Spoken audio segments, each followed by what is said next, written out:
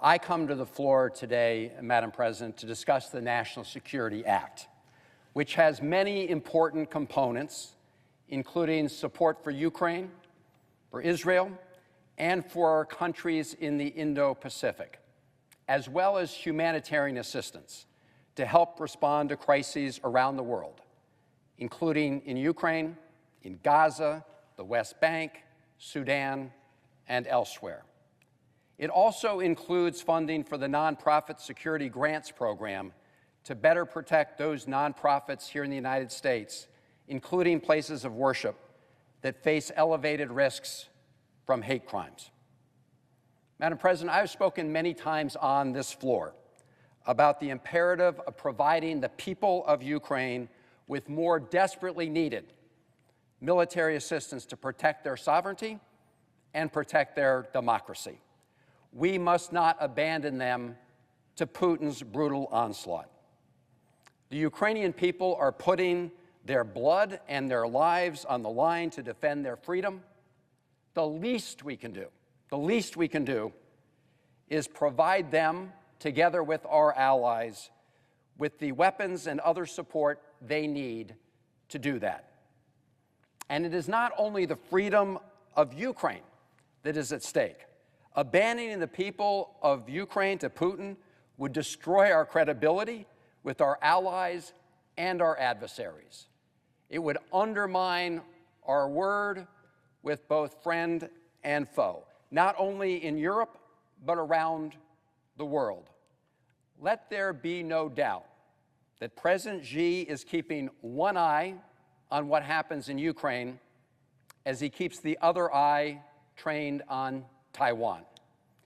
To my Senate colleagues, you cannot say that you want to deter President Xi from attempting the forcible takeover of Taiwan if you are prepared to wave the white flag in face of Putin's aggression. You can't say you are tough on China if you are weak on Russia and Putin. This bill also provides important security assistance to partners in the Indo-Pacific region to protect their sovereignty and support our common vision of a free and open Indo-Pacific. As the chair of the Senate Foreign Relations Subcommittee on East Asia and the Pacific, I have worked hard on a bipartisan basis to advance that goal. Madam President, today I want to focus the remainder of my remarks on the provisions in the supplemental to provide more U.S. security assistance to Israel. The horror of the October 7th Hamas terror attacks against Israel cannot, must not, and will not be erased or forgotten.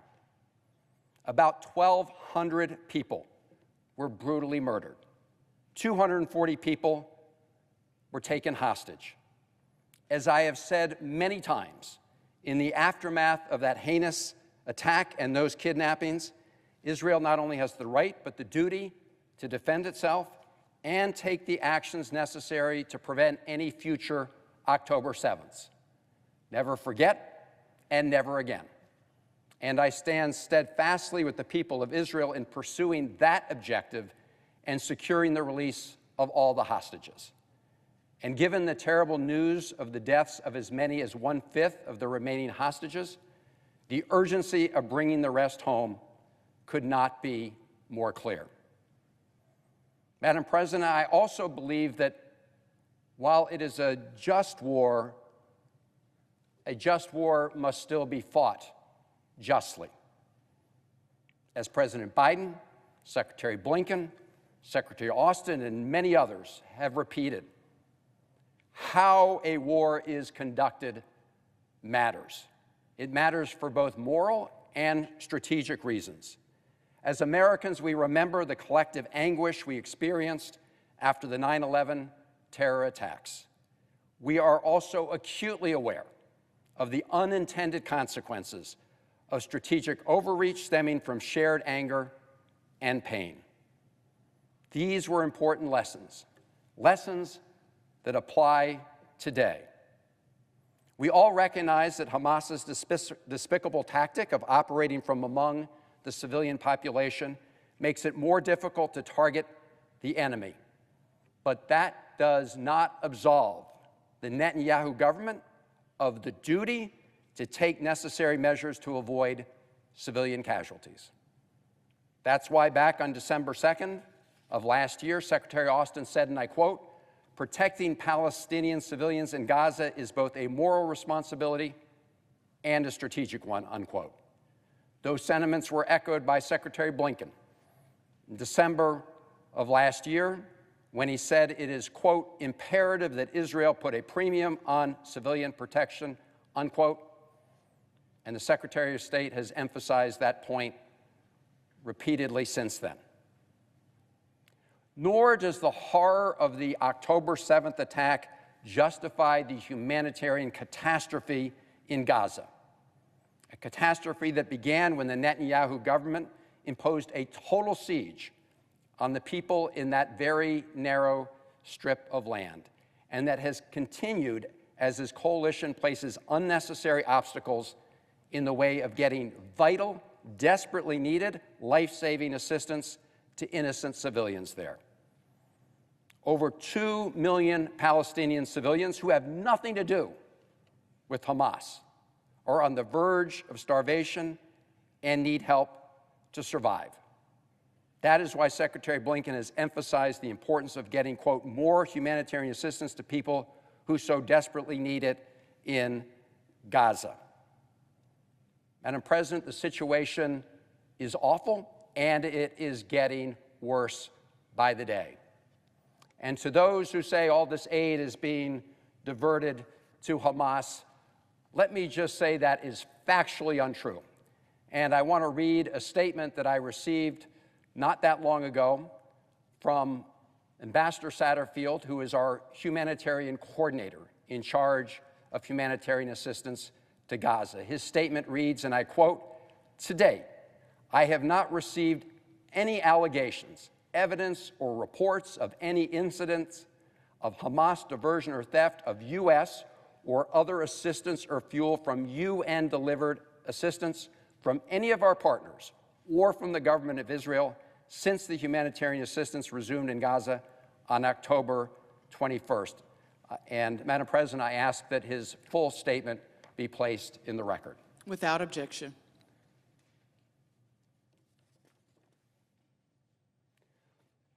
Unfortunately, Madam President, the Biden administration's urgent pleas have mostly fallen on deaf ears with Netanyahu's coalition. Just a few days ago, we saw Secretary Blinken in Jerusalem meeting with Prime Minister Netanyahu, urging that Israel not take military action in Rafah. What is Rafah? Rafah is a city in Gaza that's right on the Egyptian-Gaza border. Before the war started, there were about 300,000, 400,000 people in Gaza. Today, you have about 1.4 million people crammed into Gaza because over 1 million people who have been displaced from other parts of Gaza went to Rafah because they were told it was a safe place to go.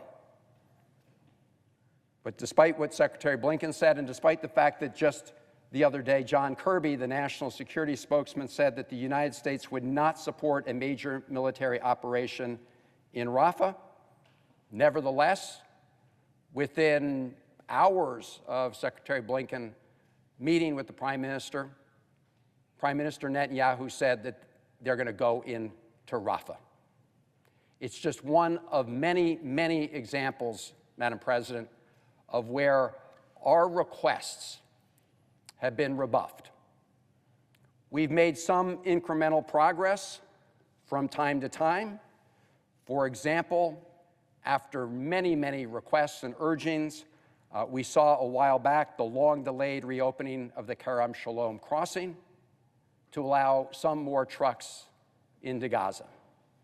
But the reality is that the number of trucks and the amount of aid getting into Gaza is nowhere near what is necessary to meet the dire humanitarian situation. And here we are 4 months into this war, and over 27,000 Palestinians have been killed, over 2/3 of them women and children.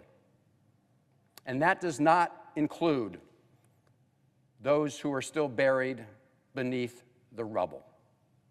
Wes Bryant, who helped lead the U.S. targeting against ISIS, has written about the unacceptably high levels of civilian casualties in Gaza. And I ask unanimous consent to place his op-ed in the record. Without objection. It is not only the extremely high civilian death toll. It is the over 67,000 wounded, the over 1.7 million displaced. It's the huge damage to civilian infrastructure, including hospitals, schools, mosques, and churches. It is the toll from humanitarian aid workers killed and journalists killed. The level of death and destruction in Gaza is simply inhumane. For just one small but still powerful example, I urge my colleagues to read the Washington Post story from last Friday, a week ago, about a 6-year-old girl, Hindu Hamad, who is trying to get to safety in a car with her aunt, her uncle, and her 5 young cousins. The car was hit by tank fire, and all of those who were in the car with Hindu died. She was severely injured. And she got on a phone to try to call for help. And there are recordings of her calls for help as her family members lie dead around her in the car. The last recording on the phone call she made to paramedics who were unable to reach her were, quote, "Come and take me." She was killed. Madam President, I ask unanimous consent that this article be placed in the record. Without objection. On the humanitarian front, millions of Palestinian civilians are desperately trying to cling to life as we speak here. I've met with the leaders of international humanitarian organizations who have operated in conflict zones around the world for decades and for decades. Every one of them, everyone has stated that their organizations have never experienced a humanitarian disaster as dire and terrible as the world is witnessing in Gaza. That's why 5 weeks ago, Senator Merkley and I traveled to the Rafah border crossing between Egypt and Gaza to see for ourselves what was happening, to talk to people on the ground. What we saw and learned indicated that Palestinian civilians are on the verge of starvation, that injured children are having their limbs amputated without anesthesia, that sewage continues to spill into the streets and contaminate the water supplies, and health officials are warning of the imminent outbreak of cholera and other diseases. Diseases like dysentery are already rampant, especially in kids. Madam President, that's why last week, 25 United States senators wrote to President Biden urging the administration to do more to push the Netanyahu coalition to allow more desperately needed assistance to reach innocent civilians in Gaza. We outlined 5 specific measures that need to be taken immediately. That was not the first time many of us wrote to President Biden to express our concerns about the conduct of the war in Gaza. We wrote to the President over 3 months ago, posing a series of questions, including what mechanisms are in place to ensure that U.S.-provided equipment is used in accordance with international humanitarian law. We did that because the United States is not a bystander in this conflict. Israel is the largest annual recipient of U.S. security assistance, totaling more than $39 billion over the last 10 years alone. And right now, bombs and artillery made in America and paid for by Americans are being used in Gaza.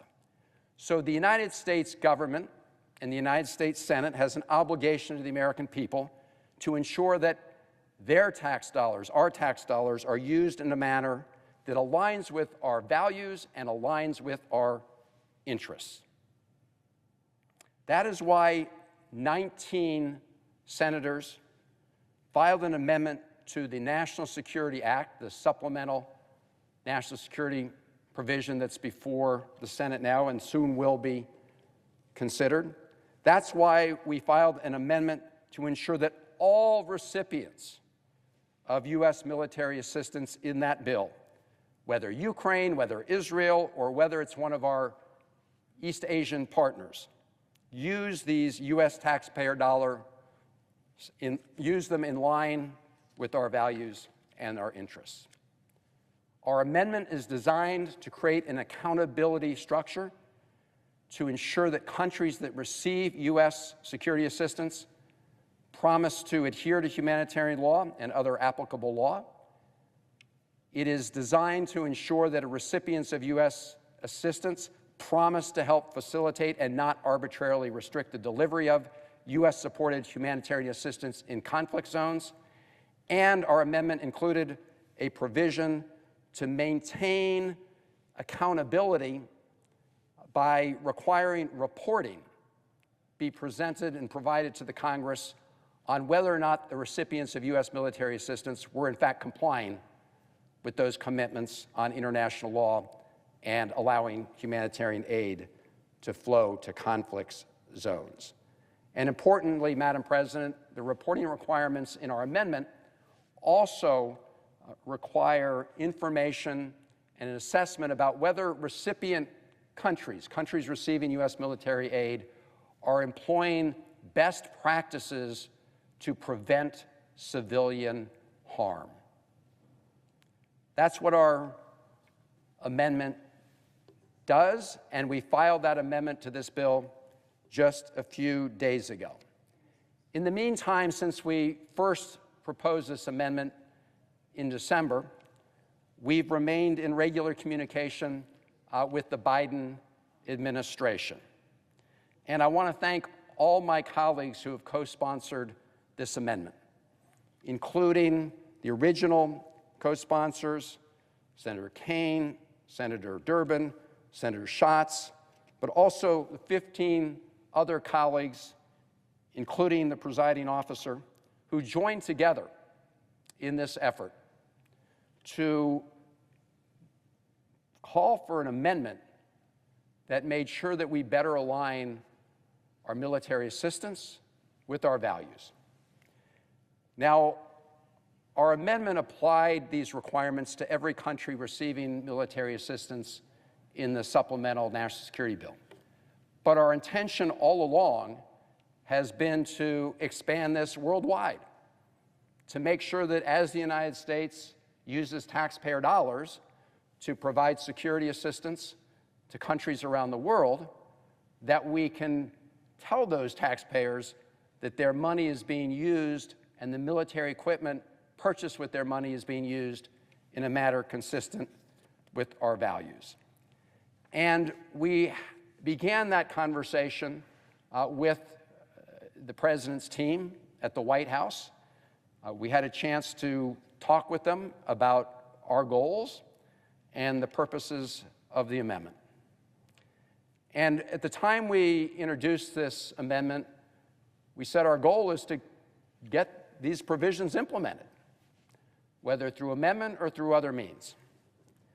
And, Madam President, I want to salute the President of the United States, President Biden, because just last night at 8:30 p.m., the President issued a historic National Security Memorandum, National Security Memorandum number 20, and I'd like, without objection, to have that included in the record. Without objection. What this National Security Memorandum does is effectively implement the terms of our amendment. It makes the provisions of that amendment effectively the law of the land, and does other things as well.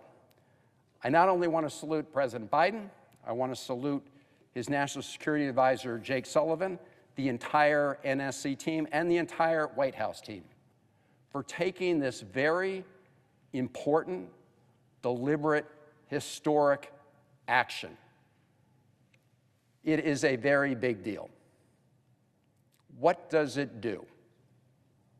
Well, as our amendment, it pushes forward in a number of big areas. First, it requires that every recipient of U.S. military assistance promise in writing before receiving that military assistance that they will comply with international humanitarian law and, as applicable, other international law.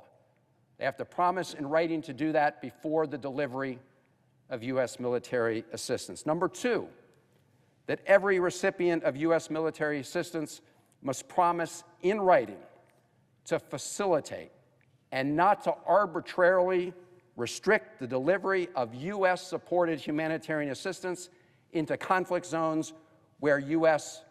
weapons are being used by the recipient country. That promise also has to be made before the delivery of that military assistance. And this National Security Memorandum has enforcement mechanisms to ensure compliance and to make sure that the United States government has the tools to take action in cases of non-compliance. It focuses in the first instance on countries that are currently in armed conflict and using U.S. weapons. That would include Israel, it would include Ukraine, it would include other countries that today are using U.S. weapons in conflict zones. And it indicates that if those countries do not make these assurances, make these promises within the next 45 days, U.S. security assistance will be suspended. It also has a provision that says the Secretary of State will inform the President of the United States if there's any information that the recipient countries that have made these promises are not keeping those promises to the American people and the American taxpayer. And when the Secretary of State makes any such notification to the President, that Congress will be informed. The National Security Memorandum also has the robust reporting requirements included in our proposed amendment to help monitor compliance with the promises made by the recipient countries. Their promises to use U.S. military assistance in accordance with international humanitarian law and other international laws applicable. Their promises to facilitate and not arbitrarily restrict the delivery of humanitarian assistance. The report will tell the Congress whether or not those countries are in fact doing those things and provide an assessment of what's happening. The report will also include other provisions called for in our amendment. One of them, very importantly, is that the report must assess and analyze whether or not the recipient countries that are engaged in armed conflict are deploying and using best practices to prevent civilian harm.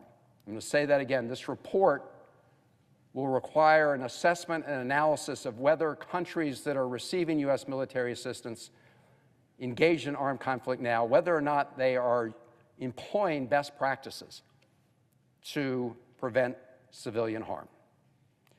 The National Security Memorandum prioritizes reporting on countries that are currently using weapons, using U.S. weapons in armed conflict.